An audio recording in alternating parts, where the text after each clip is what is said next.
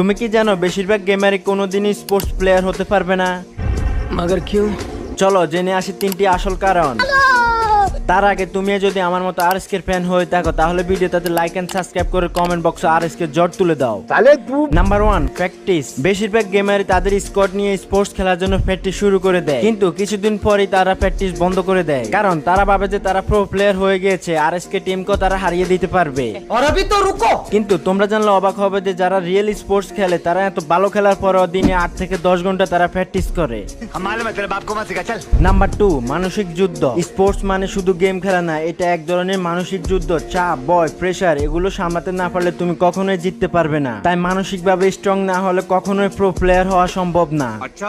And number 3, ভালো device. এখন আমি এটা বলবো না যে তুমি গেম খেলার জন্য 60 থেকে 70 হাজার টাকা দিয়ে একটা ফোন কিনো, কিন্তু যারা মন থেকে স্পোর্টস খেলতে চায় তাদের কাছে ভালো ফোন, ইন্টারনেট কিছুই থাকে না। আর অনেকের তো সাপোর্ট সিস্টেম নেই বললেই চলে, এই কারণে অনেক ট্যালেন্ট প্লেয়ার পিছিয়ে পড়ে। সবশেষে এটাই বলবো যে 3টি সমস্যার কথা আমি বলেছি সেই 3টি সমস্যা যদি তুমি সমাধান করতে পারো তাহলে স্পোর্টস দুনিয়ায় তোমাকে স্বাগতম।